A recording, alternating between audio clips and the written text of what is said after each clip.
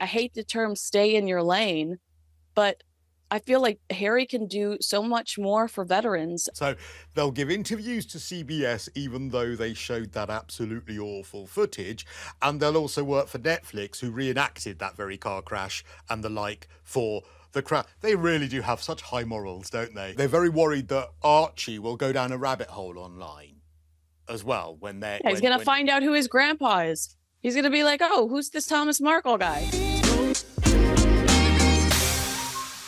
Do you give them any credit, Kinsey? Do you give them any credit for at least trying and at least trying to use some of their own experiences that they claim that they've had to try and shine a light on this? I think that there is real loss, so much devastation when it comes to these families that are utilizing this platform to strengthen themselves, to wake up every day, and live it. I mean, it's hard to wake up and want to live after losing anybody, whether it's your uncle or your brother or whatever, your child. I mean, loss is loss. And Harry and Meghan have spent a significant amount of time cutting people out of their lives. So they're listening to people that are talking about the loss of close family members, knowing that their family members that they refuse to talk to are only a phone call away. And I think that that's very bizarre behavior. Um, And, Thomas Markle is ill. yeah. Pick up the phone and call your dad. King Charles is ill. Pick up the phone and call your dad. Even if he doesn't answer, according to the Daily Beast and People Magazine, pick up the phone and call your dad. I just don't think that these people are in a position to discuss that kind of loss. It's outrageous hypocrisy, and it just absolutely it can stick in your craw, really, when you think of the way in which they have treated their family and they have treated their staff. It's just unbelievable. And you're right, the way they're treating Thomas Markle by literally freezing this poor man out. And the other interesting aspect about this, before we get on to other reaction to this, have you looked at the Archwell page, which actually features this parents' network? Because it's interesting that actually all of the content has been, in their words, and they did actually write this, repurposed by the Social Media Victims Law Centre. So there is a guide to Instagram, there is a guide to all these other social media sites. There are all these stories basically that have been cut and pasted from the Social Media Victims Law Centre website, where it is actually, they go into it in a far more comprehensive way. So it's not like they've sat down and done all the work themselves or got loads of their team to do all of this work, other than cut and pasting, which I suppose is quite difficult. I don't even have, I think the actual forum is something to be admired. And I don't have an issue with them going to an actual authority on this and creating their content based on somebody that knows what the hell they're talking about, because I don't think either one of these people do. And judging by the revolving door of Archwell employees, whether it be audio, whether it be production or charity, they see a lot of people move in and out of the Archwell umbrella. I don't mind them going to somebody that actually knows what they're talking about and crafting this platform based on people that are smarter than they are. I think that that's a much better way to go than them sitting around trying to create, like Prince Harry and the Aspen Institute, trying to create their own rules. Right. Well, I do play. think at the end of the day that's fair play. that Fair the comment. forum is a blessing, and I'm hoping that despite Harry and Meghan, these people can find soulmates within their grief, and that will help these people navigate the rest of their lives. And I don't really have an issue with the forum at all. It's Harry and Meghan wanting to be the face of everything that is frustrating to me. It might have been nice if they'd referenced some of the sources in the interview that they gave that they had got all of this information from. But fair play. I take your point that actually at least they're going to credible sources to get the advice that is needed, even if they did cut and paste it. But you're right, they're busy making jam. They are busy. They've got things they're doing.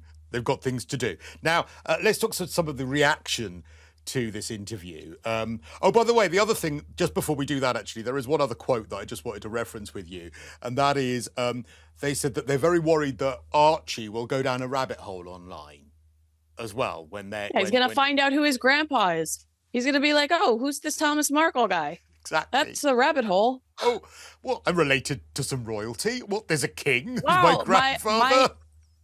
My aunt Samantha Markle looks a lot like my mother, yet my mother says she was a single child. This is shocking. Yes, there's quite the rabbit hole they can go down. United what? Kingdom? What's this place? I've never heard of it. They've never referenced it. Who are these people? What's going on? So yeah, I think that's the rabbit hole they're probably worried about him going down. Okay, so reaction to this interview from other royal commentators. Richard Fitzwilliams made a really interesting point because obviously footage for their interview and clips of it as well were played of the Oprah interview. So whilst they were giving this interview, they referenced the Oprah interview, they used clips of the Oprah interview, and he said using these clips shows that there are absolutely... but they didn't do that. I understand, but Harry and Meghan did not give them permission to do that. That was, you and I are both producers as well. You know that a producer did that. So I'm not gonna criticize them for CBS using video of the Oprah Winfrey interview. Could they not have said we don't want it used? A producer at CBS decided to do that. Could they not have said we don't want it used? We don't want the Oprah interview reference. We don't want any of that used. You know what they are like at setting parameters. They had the ability to do. I mean, the bigger argument there is that Harry continues to cater to CBS, Oprah Winfrey, Anderson Cooper on 60 Minutes, James Corden's late night show, Stephen Colbert, and now Jane Pauley. And CBS is the only outlet that showed video of his mother slowly dying in the back seat of the car in Paris. That is my argument. Harry, why don't you want to talk about violating privacy constantly? I highly doubt your mother gave consent while she was slowly dying in the backseat of a car in Paris. And it seems to be CBS is his go-to outlet. Why? Because Meghan is friends with Oprah and Gayle King. I think that's the biggest travesty.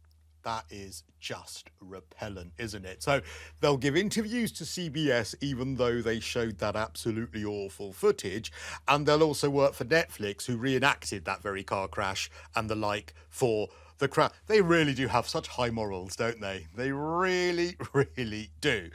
Okay, the Express Royal Reporter, Daily Express Royal Reporter here in the UK, said that their critics should admit, this is Lauren Welch, said, and she's written some scathing pieces about them as well, but she said actually their critics need to admit that doing this is the right call. It's the right thing for them to do. This is a good thing that they are doing. Do you think that by dissecting it in the way us and other commentators have, are we not giving them enough credit?